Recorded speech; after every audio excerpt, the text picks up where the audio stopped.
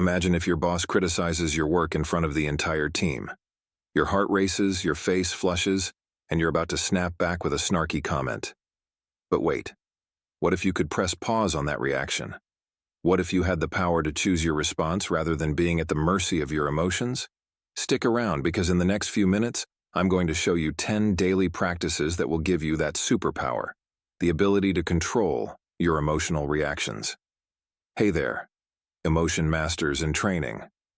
I'm Real Stoic, your trainer, and today we're diving deep into the world of emotional intelligence and self-control. We all know those people who seem unflappable, right?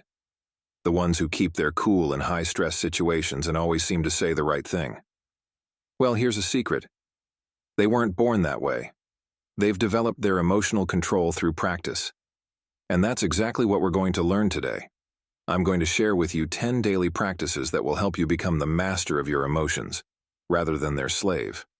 These aren't quick fixes or band-aid solutions.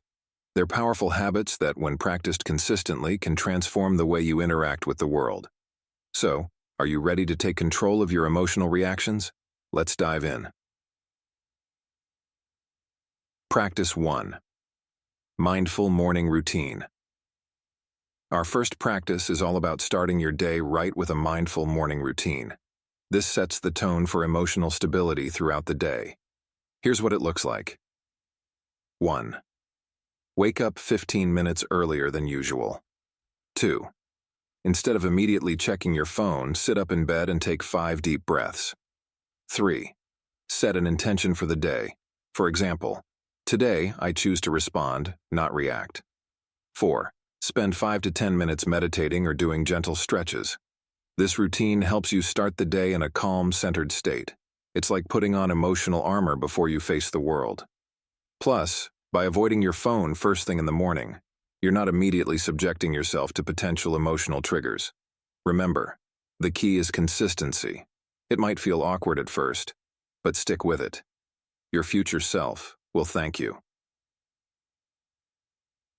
Practice 2. Emotion labeling. Our second practice is called emotion labeling. This technique comes straight from the world of psychology, and it's surprisingly powerful. Here's how it works. 1. Throughout the day, pause periodically. Set reminders if needed. 2. Ask yourself, what am I feeling right now? 3. Label the emotion as specifically as possible. Instead of just bad, try to pinpoint if you're feeling frustrated, disappointed, anxious, etc. 4. If you're feeling a strong emotion, rate its intensity on a scale of 1 to 10. Why does this work?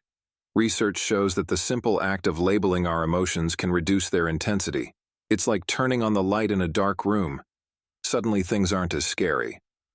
Plus, this practice helps you build your emotional vocabulary, making it easier to communicate your feelings to others.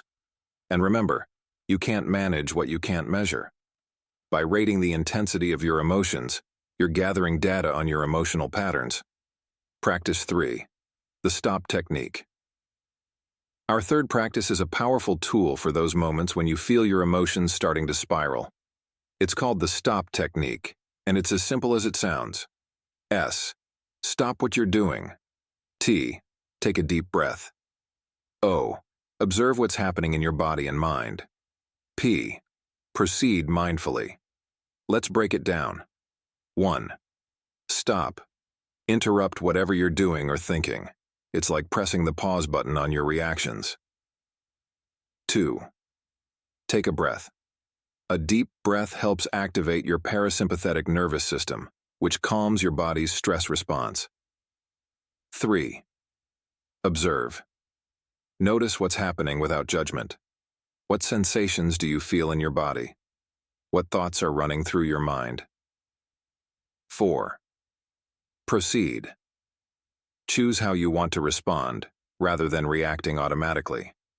This technique gives you a moment of clarity in emotionally charged situations. It's like creating a small gap between stimulus and response, and in that gap lies your power to choose. Try practicing the STOP technique a few times a day, even in non-stressful situations. That way, it'll be second nature when you really need it. Practice 4. Gratitude journaling. Our fourth practice is gratitude journaling, and it's a game changer for your overall emotional state. Here's how to do it.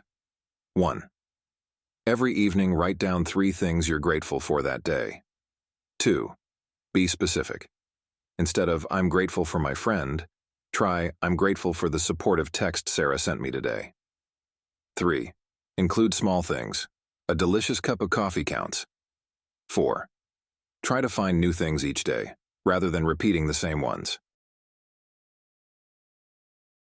Why does this work?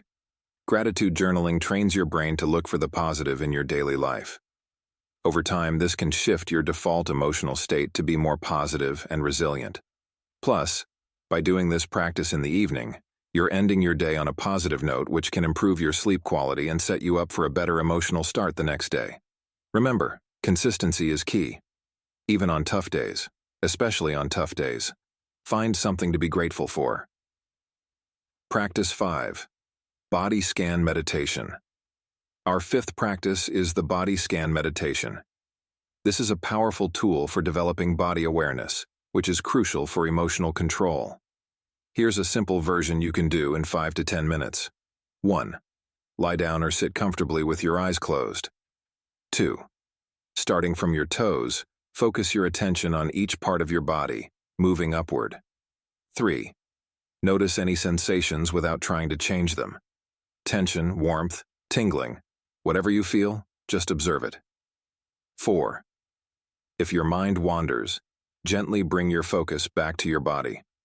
Why is this helpful for emotional control? Many of us store emotions in our body without realizing it. Tension in the shoulders, a knot in the stomach. These physical sensations often correspond to emotional states. By practicing the body scan regularly, you'll get better at noticing these physical cues early on. This awareness gives you a head start on managing your emotions before they escalate. Try doing a body scan once a day, either in the morning to start your day mindfully, or in the evening to unwind. Practice 6. Cognitive reframing. Our 6th practice is cognitive reframing, a powerful technique from cognitive behavioral therapy. Here's how to do it. 1. Notice when you have a negative thought or interpretation of a situation. 2. Pause and ask yourself, is there another way to look at this? 3. Try to come up with at least 2 alternative interpretations. Choose the most balanced, realistic interpretation to focus on. For example, if your friend doesn't reply to your text, your first thought might be, they're ignoring me. Reframing might lead you to consider, they might be busy, or maybe they haven't seen the message yet. Why does this work? Our emotional reactions often stem from our interpretations of events, not the events themselves. By practicing cognitive reframing, you're training yourself to consider multiple perspectives before reacting emotionally. Try to practice this throughout the day, especially when you notice yourself having a strong emotional reaction to something. Practice 7. The 90-second rule. Our 7th practice is based on neuroscientist Jill Bolt Taylor's 90-second rule. She found that the physiological response to an emotion typically lasts about 90 seconds. Here's how to use this knowledge. 1. When you feel a strong emotion arise, acknowledge it. 2. Remind yourself, this feeling will pass in about 90 seconds if I don't feed it. 3. For the next 90 seconds, focus on feeling the emotion in your body without getting caught up in thoughts about it. 4. After 90 seconds, take a deep breath and notice if the intensity is decreased. This practice helps you experience emotions without being overwhelmed by them. It's like watching a wave come in and go out. You observe it without getting swept away. Remember, this doesn't mean the emotion will completely disappear after 90 seconds, but often its intensity will decrease, giving you more clarity to choose how to respond. Try using the 90-second rule next time you feel a strong emotion bubbling up. It's a great way to build your emotional resilience. Practice 8. Values reflection. Our 8th practice is a daily values reflection. This might not seem directly related to emotional control, but stick with me. It's more powerful than you might think. Here's how to do it. 1. Take 5 minutes each day to reflect on your core values. 2. Ask yourself, What's truly important to me? What kind of person do I want to be? 3. Write down one way you can align your actions with your values today. Why does this help with emotional control? When we're clear on our values, we're less likely to be swayed by momentary emotions or external pressures. It's like having an internal compass that guides our reactions. For example, if one of your core values is kindness, you might be less likely to lash out in anger when someone cuts you off in traffic. Instead, you might choose a response that aligns with your value of kindness. Try doing this reflection first thing in the morning or right before bed. Over time, you'll find that your emotional reactions naturally start to align more with your core values. Practice 9. Physical exercise. Our 9th practice might surprise you. It's physical exercise. Now, I'm not talking about running a marathon every day. Even a short burst of physical activity can have a powerful effect on your emotional state. Here's how to incorporate this practice. 1. Aim for at least 15 to 30 minutes of moderate exercise daily. 2. Choose activities you enjoy: walking, dancing, yoga, whatever gets you moving. 3. Pay attention to how you feel emotionally before and after your exercise. Why does this work? Exercise releases endorphins, which are natural mood boosters. It also helps reduce stress hormones like cortisol, which can contribute to emotional volatility. But beyond the biochemical effects, regular exercise builds your overall resilience. It teaches you to push through discomfort, which is a valuable skill for emotional control. If you're not used to regular exercise, start small. Even a 10-minute walk can make a difference. The key is consistency. Make it a non-negotiable part of your daily routine. Practice 10. Evening reflection and reset. Our final practice is the evening reflection and reset. This is a powerful way to process the day's emotions and prepare for a fresh start tomorrow. Here's how to do it. 1. Set aside 10 minutes before bed for this practice. 2. Reflect on the day's emotional highs and lows. What triggered strong reactions? 3. For any difficult emotions or situations, ask yourself, what can I learn from this? 4. Imagine releasing any lingering negative emotions. 5. Set an intention for how you want to feel and act tomorrow. This practice helps you process and learn from your emotional experiences, rather than carrying them forward unresolved. It's like clearing your emotional cache at the end of each day. Plus, by setting an intention for the next day, you're priming your subconscious to support your emotional control goals. Remember, the goal isn't to judge yourself for your emotional reactions, but to learn and grow from them. And there you have it, folks. 10 powerful daily practices to help you control your emotional reactions. Let's recap. 1. Mindful morning routine. 2. Emotion labeling. 3. The stop technique. 4. Gratitude journaling. 5. Body scan meditation. 6. Cognitive reframing. 7. The 90-second rule. 8. Values reflection. 9. Physical exercise. 10th. Evening reflection and reset.